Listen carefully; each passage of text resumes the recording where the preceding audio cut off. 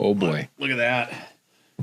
Somebody really likes me. I'm not going to drop that thing, but we're going to open it because it is Tech Talk Taco Tuesday. So I'll do this the right way. Live from Pahrump, Nevada, in the dirt bike test, well-lit, palatial, what is this, conference table? Must be a conference table. It's a conference table? Yep. This is Tech Talk Taco Tuesday. We are here to answer your motorcycle and motorcycle product-related questions live on the air while we have tacos and sometimes a little bit of tequila. Slight bit. Yeah, we're not gonna have a lot with this stuff. This stuff is pricey, John. I'm gonna tell you. It comes in a fantastic bottle. This is a Clase Azul. It is definitely one of my favorites. That's probably why I get it as a gift every once in a while. Mm-hmm. And I remember last time anyone gave me tequila for a gift, but yeah, well, you got to have the certain kind of friends, I guess. Yeah. But there's another thing about this as well that I'm gonna demonstrate when I get this opened here. Everybody's waiting to have their motorcycle. Certainly better at riding motorcycles than opening tequila. Well, watch this here. Watch this. This is here we go. See if this works. You hear that? I heard it. Yeah, it's a bell. Okay, so I'm gonna let you do the honors. Wow, that's a big lip too. Wow, that was impressive. Okay, I'll have just a little bit. I'm putting my headphones on. We're gonna get started here. Wow, that's a good one. Yeah. Okay. Is that a little bit enough? That's a lot. Hey, look. That's okay. I'll have that. It's a large bottle, so. I know. Well, you're a big guy too. So tonight I'm sitting here with Big John Perkins, who is a dirt bike test rider, and he's making some big pours. I'm taking that away from you. Yeah. Maybe just take that away. Perfect. Okay, got it. So Big John's one of our test riders. I've been wanting him to come in. He was actually going to sit in on the first show. He didn't know that. He was on his way home from work. Yeah. And so we've been trying to get him in here, but he does work a lot. But today I promised him rain. I delivered. We did get rain. And we did about 70, 80 miles of trail riding today. That's it. Yeah. Good trail riding. Tested, I don't know what we were testing. It's secret. So, but we were riding a KTM 350 and a KTM 500, and it's amazing the weight difference. Oh boy.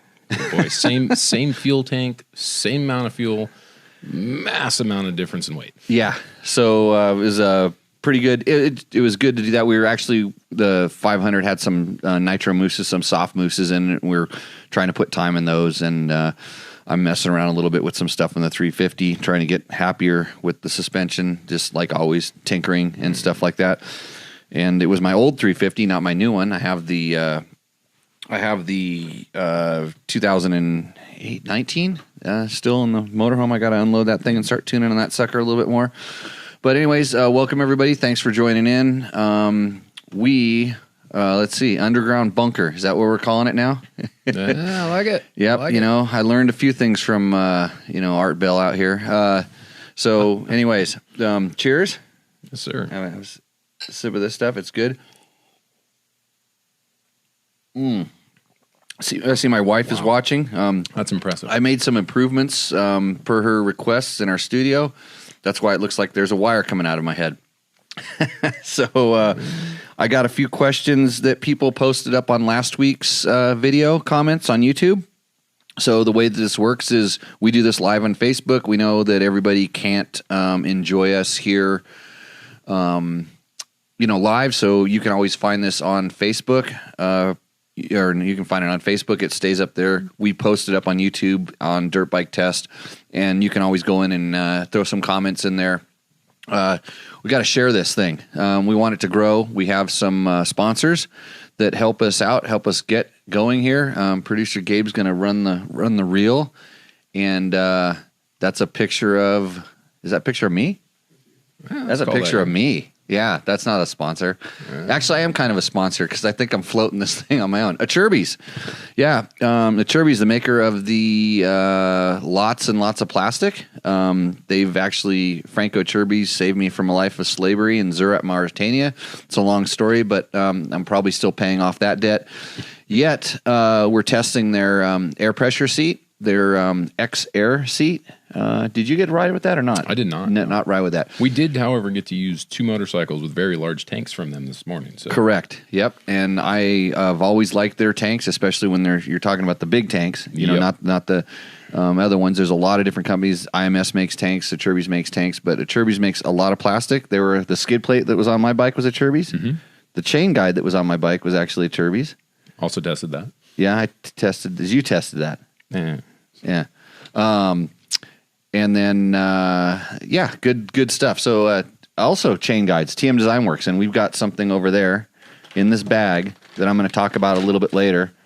This is a TM Design Works chain guide that we put it to the test, and I'll tell some stories about that, and they're really good chain guides as well. So, they're helping us out.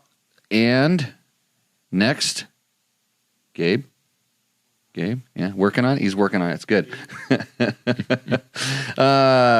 Okay, I'm gonna do the first question here. So, let's see. Bob asks, it's probably too long, and this is the wrong place to do this, but I don't do Facebook or Twitter. Sounds like Bob. Hey, Bob's sitting right over there. Are you the one that did this? I don't know where I get these. They just come in. Okay, so anyways. Read with great interest your review of the Honda Sierra 450L. All the reviews I've read, save one, have compared this bike to other 450, 500 bikes. In that company, it does seem like a odd duck. I've actually been thinking it as an alternative to the KTM 690 701. Something that can get you there reasonably well, regardless of distance, and still do a good job once you arrive. Somewhere, somebody said it has to have the potential to be Honda Africa twin single. No, wait, Honda Africa single. I can't even read right now. The tequila hit me. Wow. I like that idea. It seems to me, let's see. It seems to me you almost got there in the article, but not quite. I've adventurized my 15 Beta 500 RS, but it is way too loud to be seen in public, vibrates like most dirt bikes, and beats you to death on the road. Great once you arrive, though. It appears Honda may have solved these issues for me. I'd really appreciate your thoughts and perspective. Well, you got my thoughts and perspective in the test, okay? So I just want to put that out there. I'm not going to give you a special, hey, guess what? Guess what I really think? Here's what I really think. But you kind of threw it in this mix. When you start throwing 690, 701 into the mix, I know where you're coming from. You're doing a lot more street mileage, a lot more. You're expecting to ride your bike to the events and put some time on it.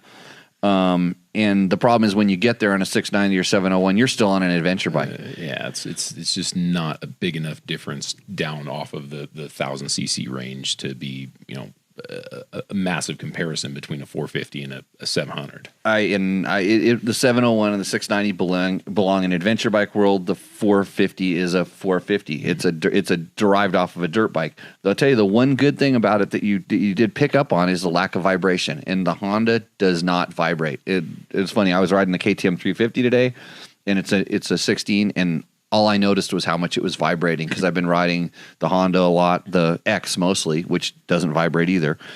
So that's kind of a good thing. But you know what you might want to keep an eye out on? They haven't announced this yet. And I'm not breaking any news here because I'm pretty sure you're going to see it maybe this year, I think. Honda will do a rally version of that Sierra 450L. Just like they do with the 250L rally, they will, I'm sure, somehow code it up and make it look like the rally bike. I mean, they have to. They spend so much money racing in the rallies, they want to get some marketing potential. That would probably be your bike because then you get a little bit of wind protection. It's the wind protection is such a big deal when you're riding a 450 because even the new 450X, with the plastic covers they put on the motor, it's significantly quieter than even the KTM 500s. And they really don't vibe that much, but the wind will just kill you at 70 miles an hour. Yeah, it's fatiguing. Exactly. And so that might be a good thing. But the funny thing is then when you get there, then you're riding this thing that has a lot of extra plastic on it, and then you're kind of so it's always a give or a take. So that's what I really think. if you're going to do more street community, I would definitely get something with a fairing, and I guarantee you there's companies that are going to be making those rally kind of kits for them. I know Moto Minded is a company I've done stuff with. They make really cool lights and mounts for lights, little trinkets. But they're very lightweight stuff too. Yeah, and they could make you a they might have a rally kit for that would integrate with like the IMS gas tank. And I haven't seen anybody do the huge gas tank yet, but I'm sure that's coming. So. One other question from Bob. I'm also curious to know if you have any updates on the Trail Tech Voyager Pro since your original article. Reach over and grab that thing. Look at that. Yeah, actually, I probably should do some updates on it. So that one, now they have the billet case, which this is enclosed in, and I've actually attached my antenna and my buddy tracking antenna to it. And like I said, one of the best things, it's on a RAM mount. It's one of the things they sell, which makes it super modular. All I do is plug a power cord in on most bikes. If I want to add, if I have the spark plug sensor on there, I can plug that in, the temperature, whatever. That works really good. So it's well over $900. I think especially when you get all the parts and stuff on it, and you're right up there in the same, high end stuff as the Garmin Montanas and some of the other ones. And the one thing that this thing has is that buddy tracking, but then again, all of your buddies need to have it too to make that functional. And it's when you start riding with other guys that have it and you don't have to stop at turns because you can see that they're coming, on your screen, and the way that it links unit to unit to unit.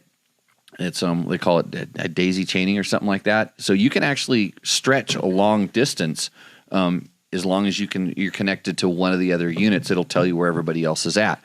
So, so is it just the new model that has the buddy tracker? Correct. It's the Voyager Pro. Yeah, okay. That has it. Like today, we had a Voyager, a standard Voyager on the bike, and which I use just to kind of watch some stuff. I'm always paying attention, like what RPM I'm riding at, and things like that. So, and then he also says, well, right, good screen right there. Gabe, pause that sucker. He says, great to see Kate's on board. I've been carrying her bars for years, and I never leave without several. I just pull one out of my pocket.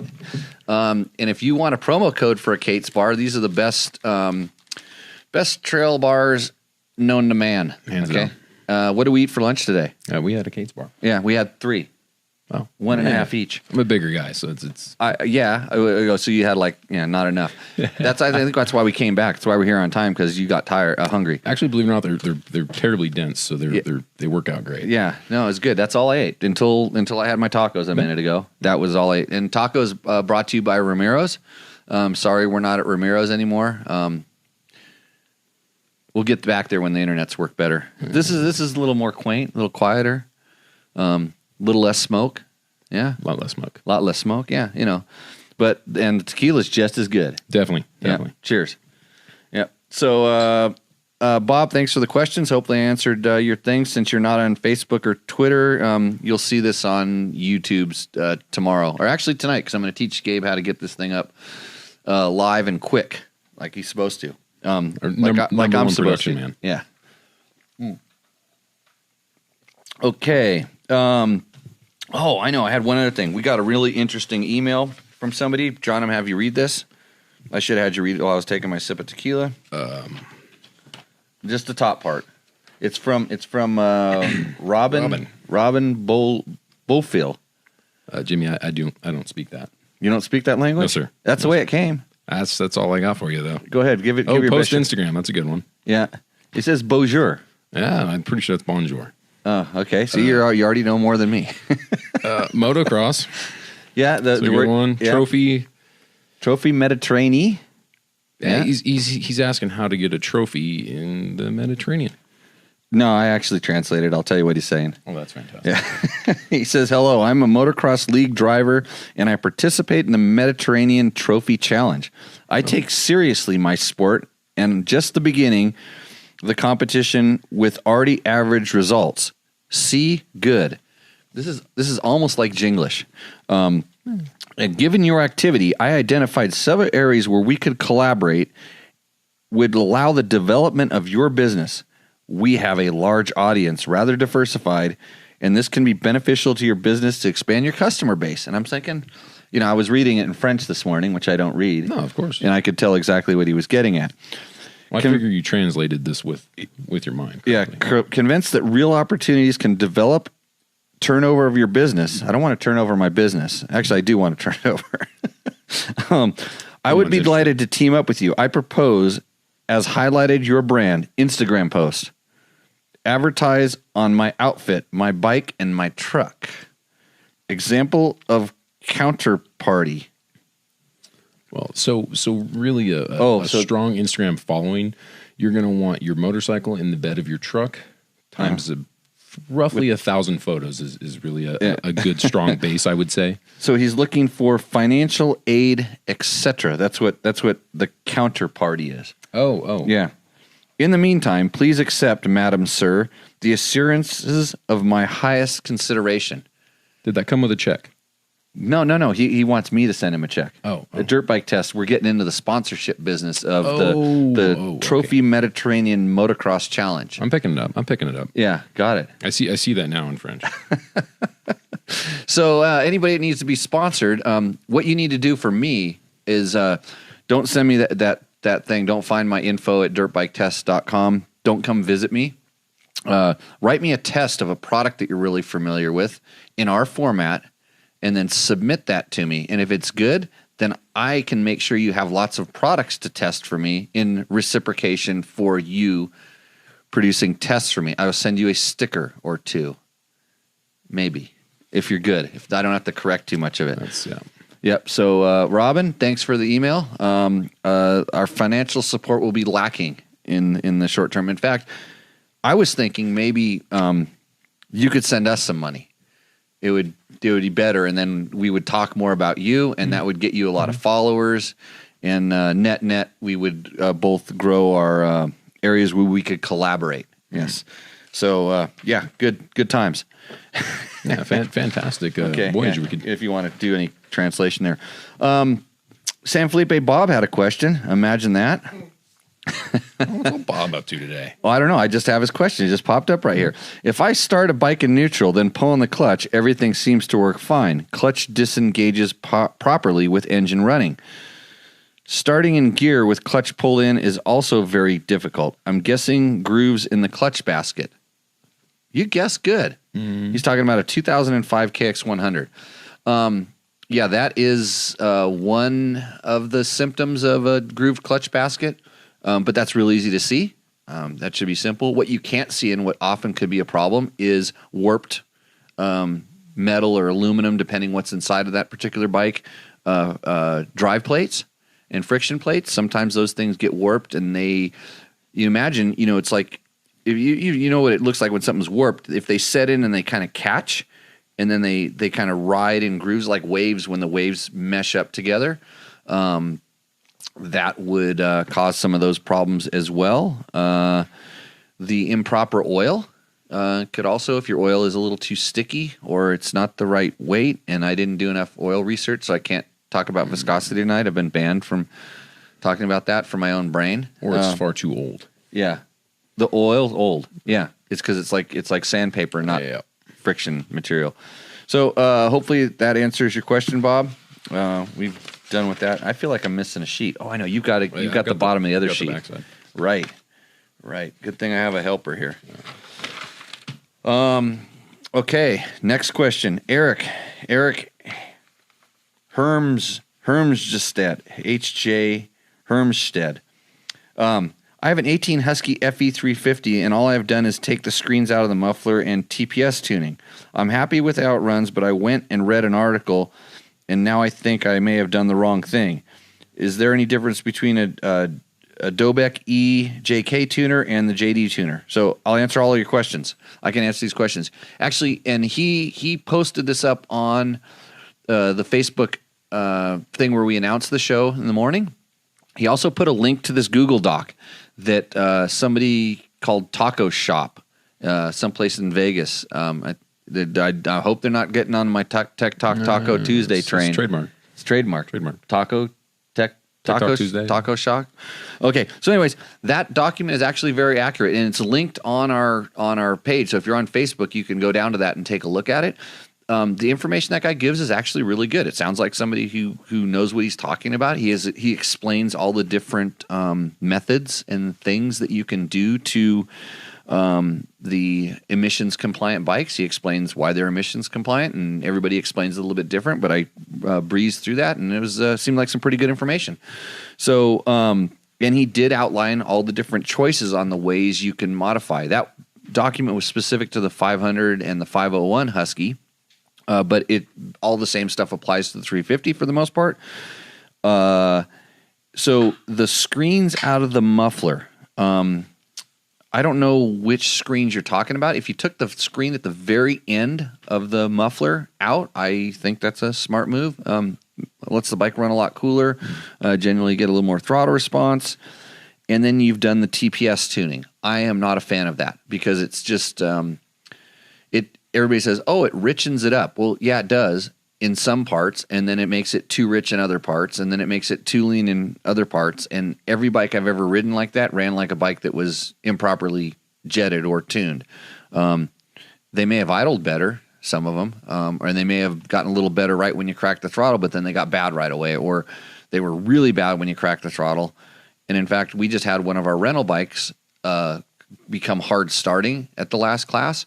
And it was because the TPS had been, it got bumped or something happened to it, and it went a little bit out of adjustment, and so it made the bike run horrible. So don't do that. That's not the right way to do it. There's people that will say, "Hey, just turn that," and then it does something else, or get a different map. If it isn't done specifically for the setup you have, and I think the guy explains that in his thing. It's not going to be right. It's like just guessing at your jetting. It's like, oh, I'm just going to put, it's only jumping around. Yeah. It's like you get to jet this carburetor and you can only adjust the pilot jet. What good is that? Yeah, it's not going to get you far. Yeah. Or you just change the bore diameter of the carburetor, it's like, and you can't change anything else. It's just one thing. It is a way to tune, but you're jacking with the entire map. So, so the difference between the Dobeck tuner and the JD tuner, they're the same part. Dobeck builds, as my understanding, builds all of those, and they're rebranded.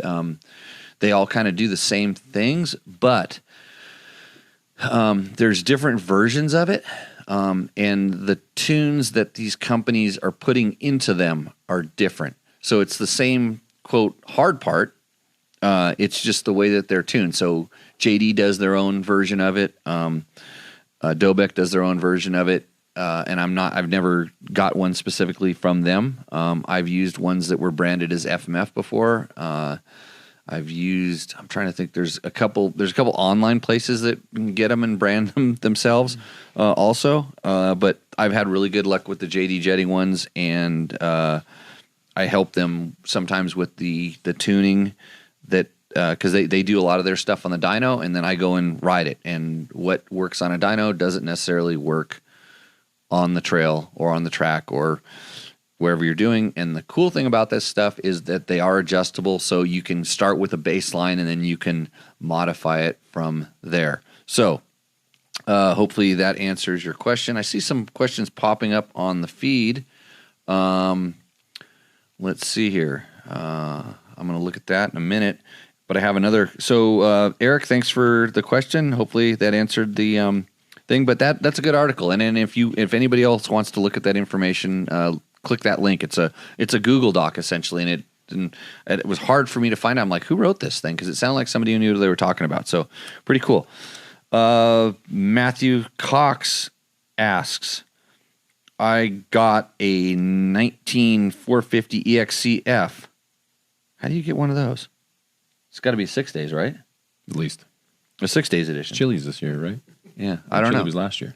Yeah, because the 5 then the extra F. Yeah. So, anyways, I desmogged it and put an FMF 4.1 pipe on it. I know they make them super lean to sell in California. No, they make them super lean to sell everywhere in the world.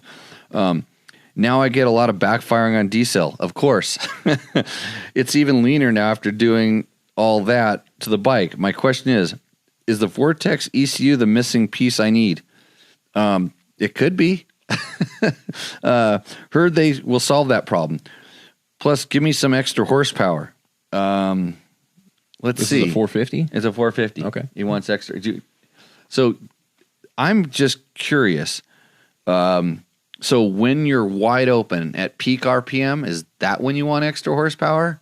Or is it some other time? Maybe you can, maybe if you're watching, you can chime in and tell me where exactly you want the extra horsepower. Because I'm going to tell you a secret that I learned a long time ago because I used to race 125s. John, this is a good one. Works for everybody I've ever met.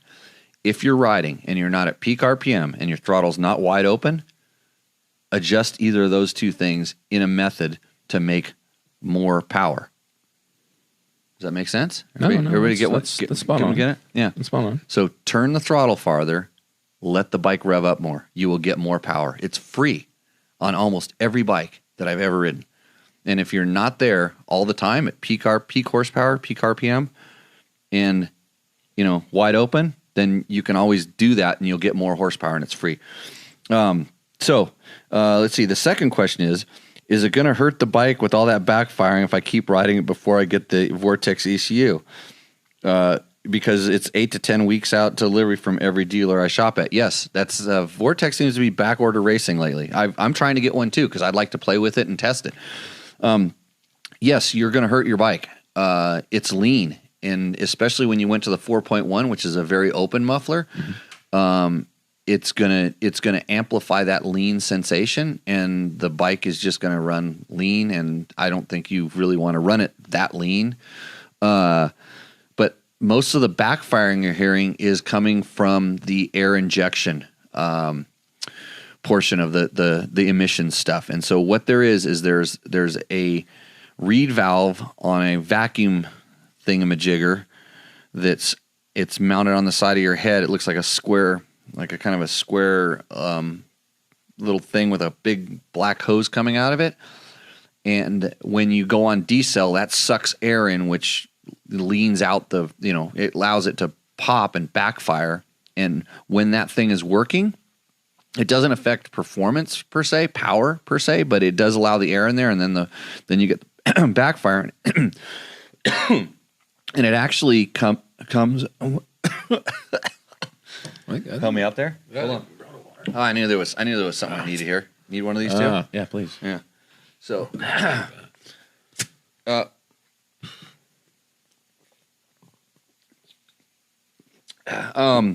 so to get back to the question, so a lot of times it's actually when it's a rich condition, and that's made it so that it burns all the unburnt fuel.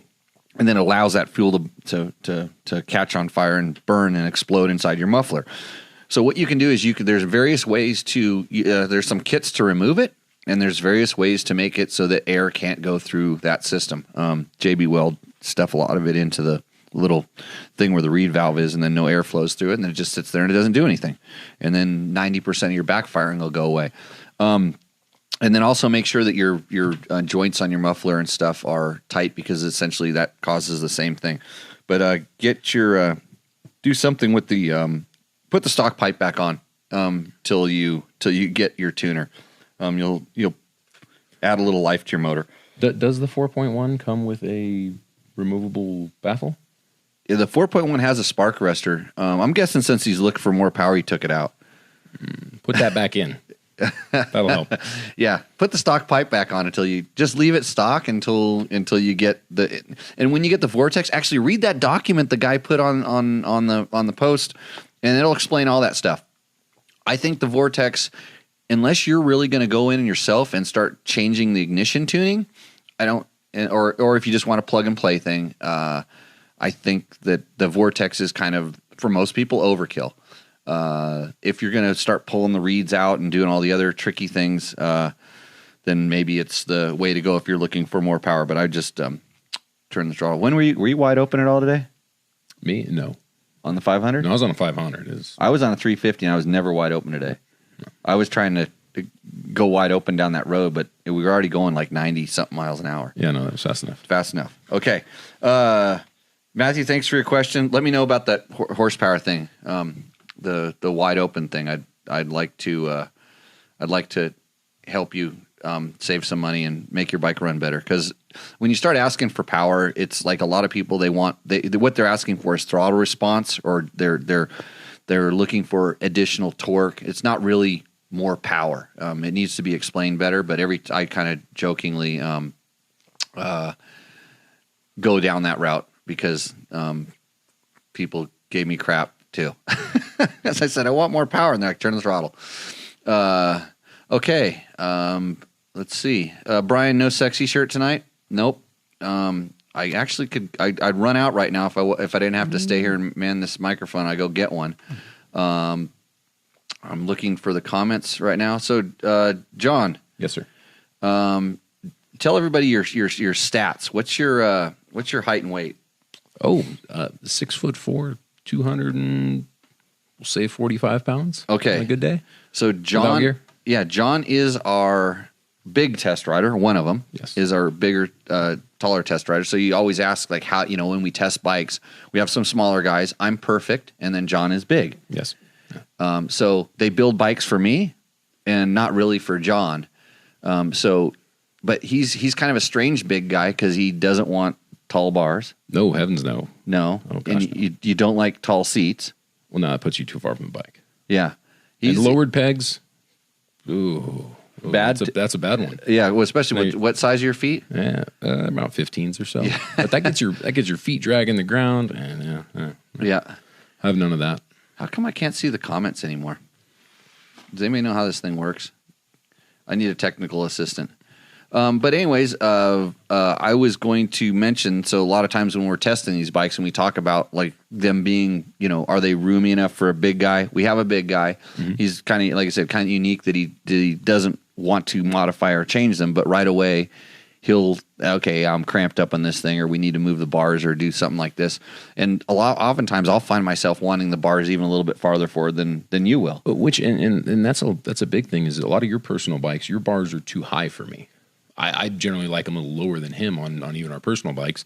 Your arms are longer. Yeah. So that bike you rode today was bad. Not too bad. It's your other KTM 500. I really despise the rally bike. Well, it's because it's got an underbar mounted stabilizer. And that's too much. That's too much height for me. I feel like I almost feel like I'm riding a Harley when I try to turn it. Yeah. But and that's all really personal preference. But ideally, I really don't like how it feels. Especially if you got to manhandle the bars at all, which you shouldn't be, but let's face it happens every now and then. Yeah, let go of the handlebars. If you're doing it right, you can let go of the handlebars. I'm afraid of saying that out loud. Well, I mean, there's that 2% of time where you need the handlebars, and yours are too bloody high. Because I got shorter arms than you do. Understandable. Yeah, that's why they make the stuff adjustable. But no, and a lot of people don't understand that when they go out and get a bike and they immediately go into bar risers because they're tall and they've been told they need bar risers. A lot of times you can adjust that out of it. A lot of bikes actually come with a 2-stage triple clamp, so you can move the handlebars forward.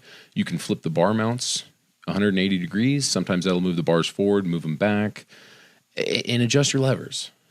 Get your levers where you like them. A lot of times people will go to great lengths to buy a $50 riser kit when they could have just taken a wrench to their bike and moved some things around and played with it a little bit before they went into they need to be higher category. Yeah, I find that a lot. I mean, a lot of bikes we have come to our school, you see it. Yeah. And John also helps me out with the riding schools.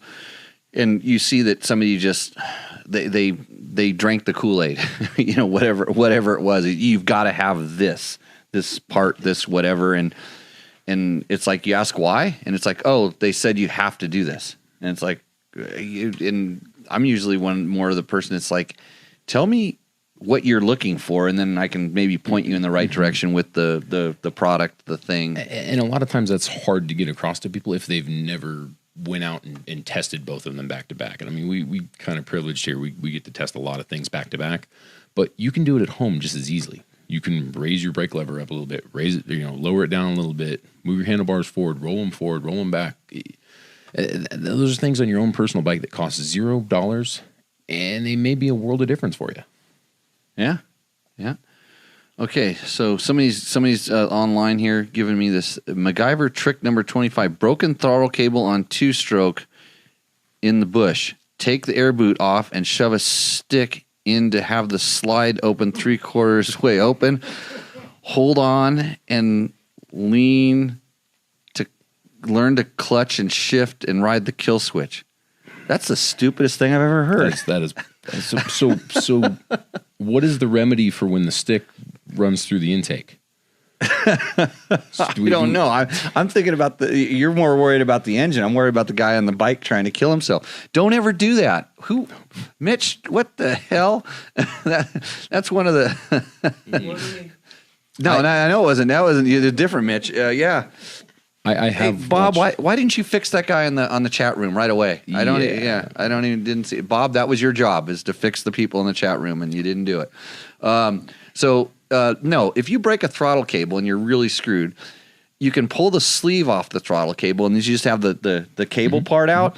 And I've seen people like I say, wrap the stick around that part, and then pull on it. Yeah, and ride with kind of somehow you can. You can always figure something. Yeah, out. something out. Yeah, that doesn't involve that. So yeah, don't wedge your slide open. Opinions on the left-hand rear brakes. Kyle Mosman is asking. I'm not a fan. Did anybody see the divot I had in my head last week? That was because I was on a bicycle and I thought the front brake was the rear brake and whatever, and I wanted to do a skid, and I used my head to do a skid. But so I have an older Recluse left-hand brake on my Husabergs, and it's on there for a reason, because I do stupid stuff on this bike, and when I go up like a rock wall or something where I need the bike to stop and it might stall or something might go wrong or I can't hold the throttle, I can grab that and then I essentially have a brake. But I don't use them. I know a lot of people coming from the mountain bike side of the world really like them. Some people start having a problem feeling their feet. Their feet don't work very well. They get used to using them, and especially when you don't have a clutch lever, it's a viable option. I think it's a great tuning tool. But for me, I'm not there yet. So, and I think I've heard Recluse is coming out with a newer or updated one, a better one. Bob, you like them? Oh, I love them. Bob loves them. Bob, he's got the Mojave Bob seal of approval. Lazy, you can't beat it. That's what he says. But they're a pain in the ass to put on. Mount, keep bled. Yes. It's not worth the. I've probably bled the one on my Husaberg as many times as I've actually pulled on the lever. That's but it's an older one, and I know they're working on that. My biggest problem with them was if you're still running a clutch lever, it forces your clutch lever into kind of an uncomfortable position because it has to be a little bit higher. Yeah. And then now we have this brake lever that's all the way down. So, well, ideally, a lot of the guys I see, they take the clutch lever completely off. They just have the thing there, or the brake lever or the clutch lever. On mine, where I have it, my clutch is like up here, and it's up there, and I the brake is where I would normally grab. Now, can you get to that in a braking position? Usually, I'm off the bike. That's where I'm kind of going with it. Is if you kind of crutch yourself to always using that, it's really going to hinder your braking position. Yeah, well, getting back. Yeah, it actually would allow you to get back farther. On the bike. We're not going to go through riding techniques right now. That's my other job. Dennis Green, Jimmy, the wide open thing is not just about more power. RPMs upset the chassis. Exactly. Sometimes more power torque allow you to ride lower RPMs and keep the chassis settled. So twisting the throttle open is not always ideal. That's an excellent point, Dennis. There's an answer. Yeah, that's a.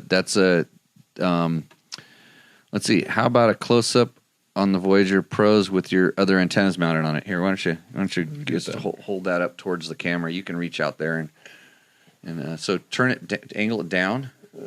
Angle it down so they can. You can see it. Now angle it down that way, and like that, and then you can see how all those wires and everything. Because I can't cut and shorten the wires. That will show them a little bit. Let's see. Hola, Jimmy from Baja. Gnarly Dave's in Baja. Imagine that. What are you doing down there? Let's see. Amazing. A couple guys I rode with this 3-inch bars risers, bars roll way forward. They're talking about what you were talking about. They drank that Adventure Rider Kool-Aid. High bar Kool-Aid, we like to call it. Okay. Let's see, Marco. Let's see. Watching his learning. Now do something stupid. What? Thanks for the great tip.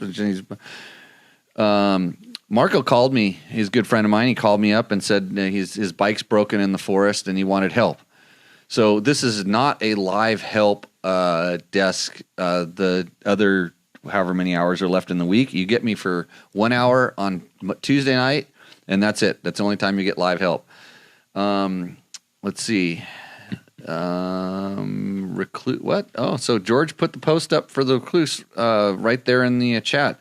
I think, Bob, you're getting fired. George is going to take over. Okay, here we go. Mm-hmm. Brad says, listen to this. Brad says, Recluse clutches for people who do not want to learn to ride dirt bikes. One finger, baby, and you got all the clutch slip you need, and you will ever just the right practice. Ask Jarvis. Yeah, ask the best rider in the world. He's so much better than everybody else. That's why we all need Recluses. I ride with Recluse clutches, and I think I'm okay at riding, and I can hop on a clutch bike and take off and ride on it just fine. I don't think it's for people that don't want to learn. It's just a tool, and it's a good thing to have for people that maybe are wanting to concentrate on something else, like where they're going to put their front wheel and they don't want to stall. So it's a crutch, sure, but I like them. Next thing. Let's see. What's going on with the antennas? That's a lot going on with the antennas. Yeah, it's a lot going on with the antennas. Muhammad posted something up. They give you a lot of cable here just in case you wanted to run it to the back fender, run it to the front fender. Yep. If you were to put this in your Razor or a vehicle of some sort, four-wheeled vehicle, you could run it all the way, run it around the vehicle with the supplied cable. So. Yeah. And like I said, I can't cut them. You can't cut these because they're coax cables and stuff. I mean, I imagine I could shorten them up, so I just wired it all up there, and it works great. Which does TrailTech? Do they have a self-contained, a shorter cabled one, or I don't know. I don't think so. I think they just sell the one. Actually, I think one of these antennas is actually not even a TrailTech one. It might be a boosted one that I got my hands on somehow. It works pretty good. So, okay, that's most of the questions. I'll come and check back on the questions a little bit later, but we're going to run through some of our stuff. Why don't you reach over and grab that radiator you got over there, John? Oh, boy. So, not me. Remember last week I said buy radiator guards before you need them? Well, guess who needed them? It wasn't me. It was my bike, or Yamaha's bike, but... Yeah, that looks like a 1-2 punch, and if one of those tree branches didn't get it, the other one sure did. And I pulled a big piece of wood out of it, and it was spitting not too much water. In reality, it was only a little bit. It was enough that we rode it all the way back, rode 20 miles back, and I just put 2 water bottles back into it. And as long as my boot was getting wet, I figured the motor was getting plenty of water. So, but. Boys and girls, buy the radiator guards before you need them. We know Bulletproof makes some good ones. TrailTech makes some really good ones. Those plastic ones are really good at funneling air through. The stock plastic ones are probably the best at funneling air through the way it should be funneled through, but they don't stand a chance to tree branches. Now I need to find a radiator repair guy. Yeah, I'd like to see what can be done with that. I'm sure there's a YouTube video for that, correct? Well, the one guy told me to put pepper in it. He said if I would have been carrying pepper, it would have stopped it. And you know what? The leak isn't that bad, so I'd be inclined to think. And it almost got me thinking I was going to put the pepper shaker in the backpack today, and then we could also use it on the summer sausage if it isn't spicy enough when we're out trail riding, right? Could also go back to the stick comment. What's the stick comment? The stick in the intake. Oh, could have tried that as well. Yes, we could have. Let's see.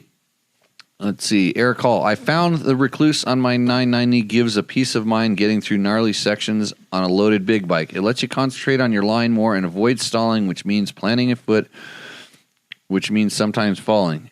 End of day, hot, dehydrated, and getting through a tough section without sapping your energy is appreciated. I got through a pretty top boulder section in Mingle Pass. Easy peasy. Really like it. Well, there we go. That's a testimonial right there. They're definitely energy savers. And my wife agrees. Actually, it made Heather go from like one level, like if she was like a high level novice, she went to a high level intermediate with the addition of a Recluse clutch on really gnarly technical trails. I know I spent many a year despising Recluses, and I spent several hours on one today, and I rather enjoyed it. Now you know why. It's one less thing to do. It's one less thing to worry about. Yeah. You have a little more fun, little better line selection. Aluminum, no, there was no way you're going to rate it. George, now you're getting, Bob, you're back in charge. There's no way that you're going to. Alumasil. The Alumasil you can put inside of it.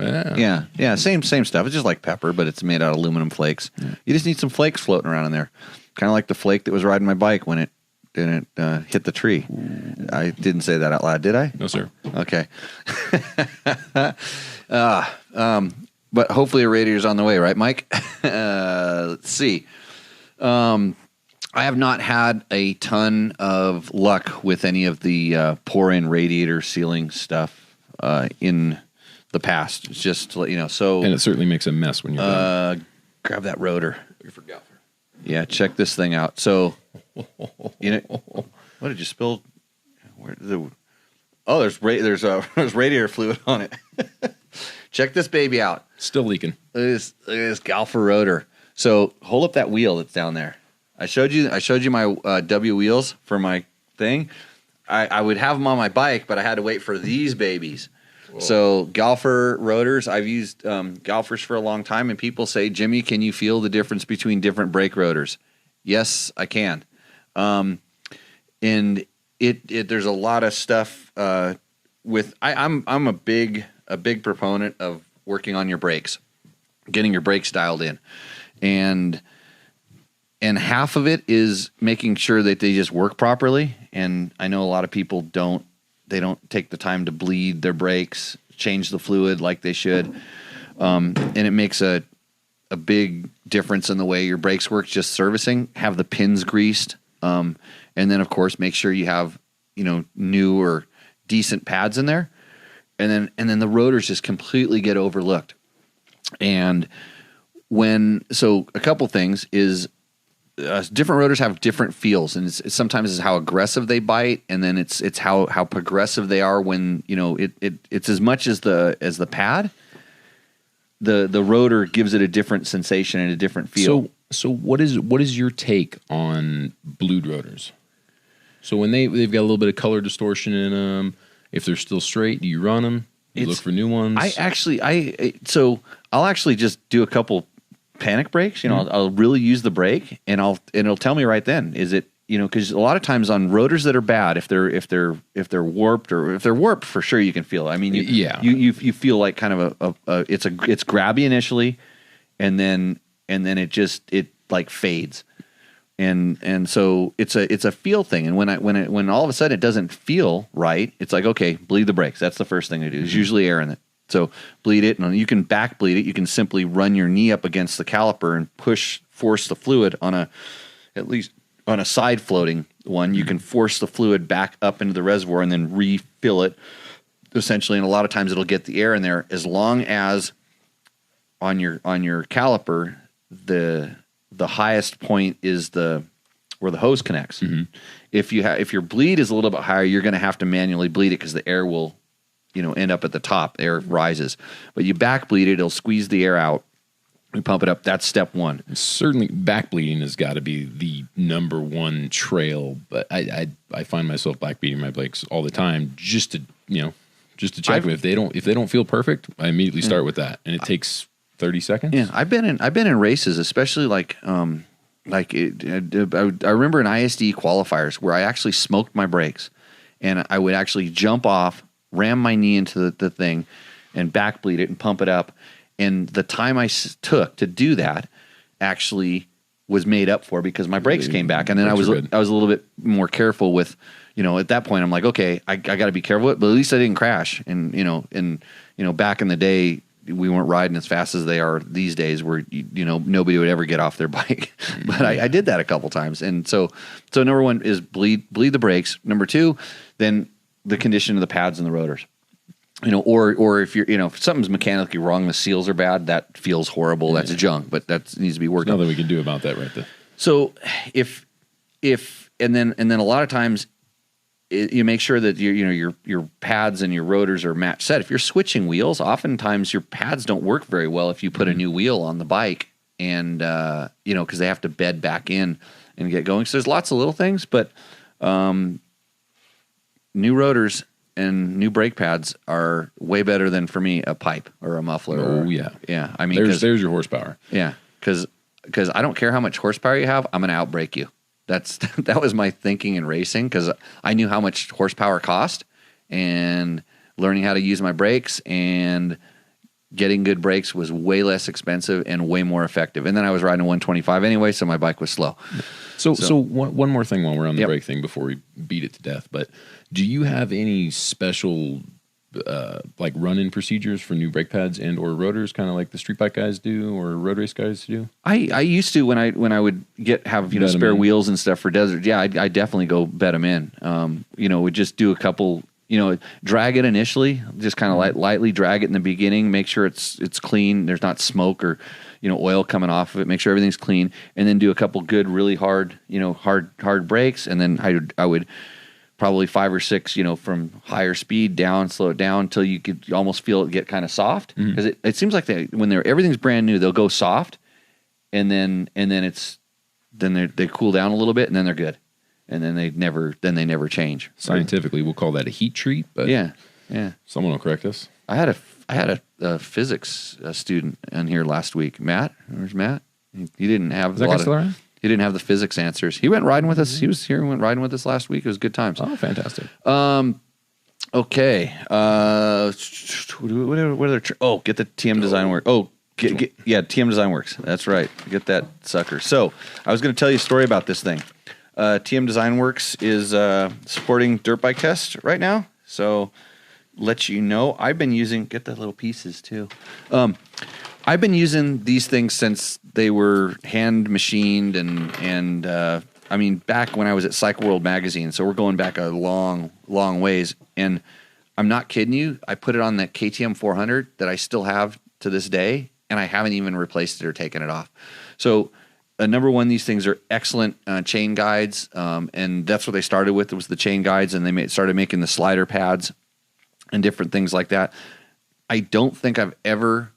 I think maybe 1 or 2 I've actually replaced the parts, but usually they get where, like you can see, like this one, they get channeled out there, and hopefully you can see that in the camera. Maybe not, it's too far away, but they get channeled out, and then they seem like they last forever. But this particular one, this is off of our 2019 Honda CR450X.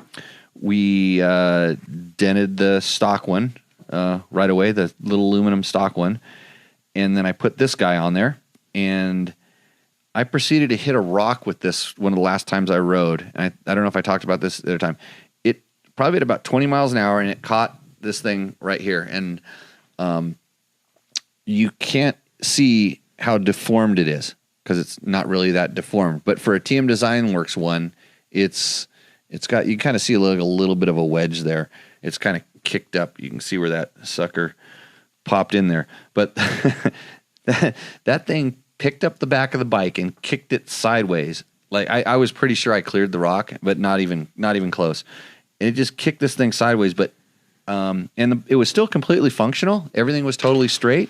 But upon closer inspection, I looked at the swing arm, and it's literally trying to tear the aluminum mounts, and they're actually bent and pushed backwards.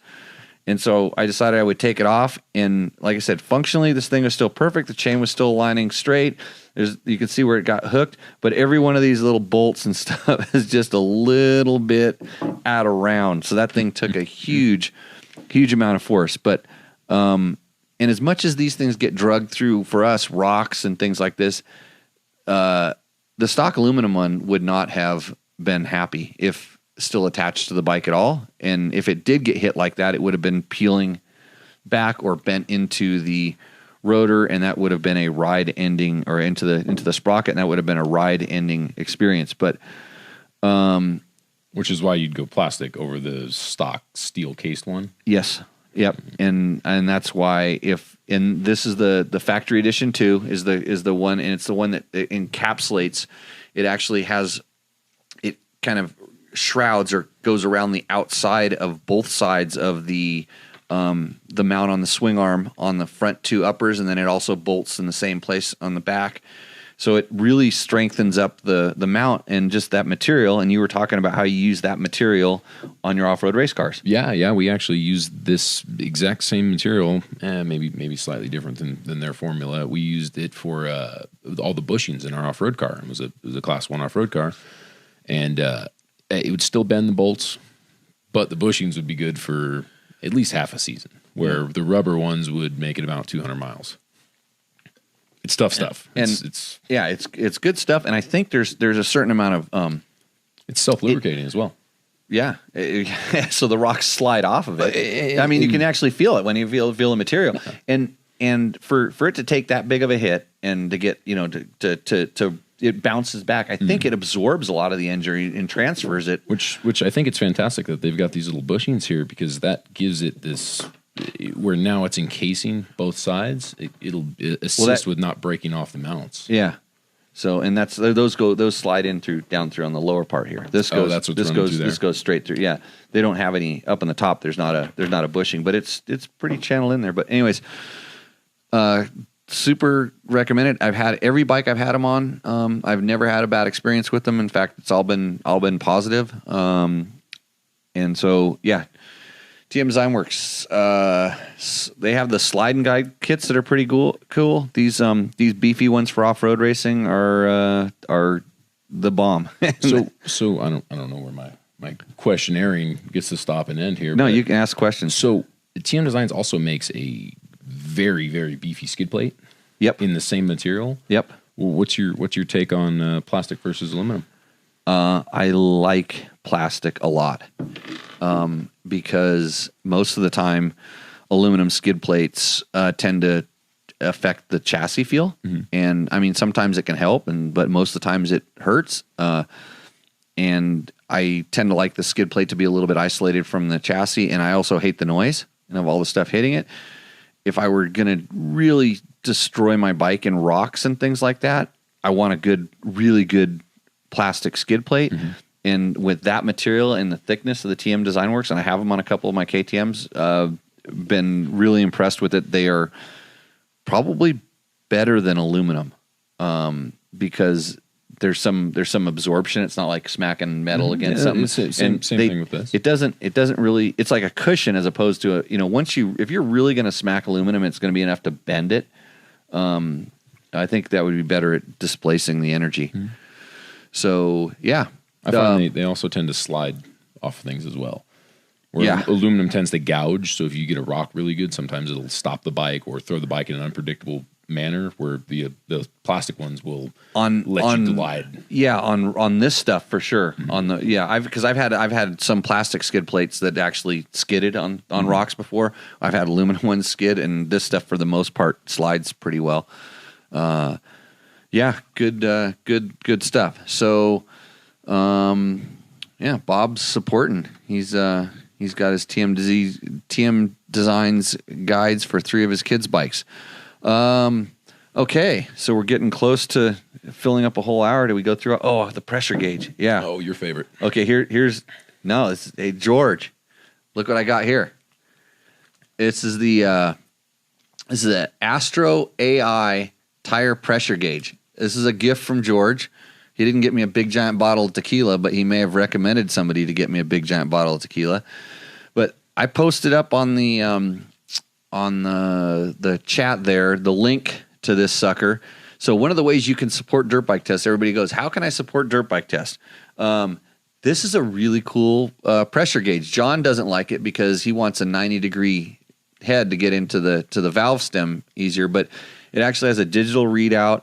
You can get it on Amazon. It's about $15, And when you order stuff on Amazon through the links at the bottom on the Dirt Bike Test pages, guess what? We get a little chunk, and that helps us out, helps us keep doing this kind of stuff. So check this thing out. Or anytime you search through that and buy something on Amazon, we get a little nugget of that, and that's how we do it. We're not making a living selling T-shirts. Like my T-shirt, but if this one's almost sold out, right? So when is the children's wear coming? The children's, you got a kid, don't you? Yeah, a couple of them. Just two. Just two? Yeah, I don't know. I don't have any. So kids wear. Victor wants to know, what are we drinking tonight? Where were you at the beginning of the show? You're going to have to watch it. You're going to have to watch it earlier. Yep. Right now it's Miller High Life, my friend. Clase Azul. No, is that what it is? What's it called? It's very good, though. Yeah. Smooth as butter. Yeah. Clase Azul. I get confused this late in the show. So thanks for, Bob says you know what? Why don't you and Bob collaborate on the kids line? Oh, we've got votes in for it then. Huh? Yeah. And the other thing John's supposed to be doing is he's also test rider, helps the schools. He's also my social media criticizer. He tells me how I'm not doing it right. I wanted to bring something up about that, but on the social medias. So as the social media criticizer, can you tell us how we can do this a little better? If you remember at the beginning of the show, I did speak about the 1,000 pictures of your motorcycle in the bed of your truck. That would help a little bit. But is that going to help? That's going to help me get a truck?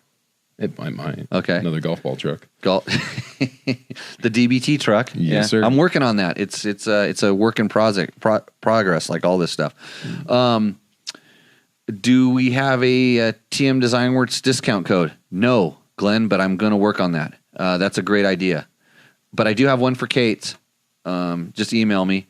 I know I was going to tell you about. So I changed a tire the other day live on Instagram. Because I had to change a tire, and I said, what the heck, I'm just going to do it live on Instagram. I got to do it under 10 minutes, just so the feed goes. And then I lost the video.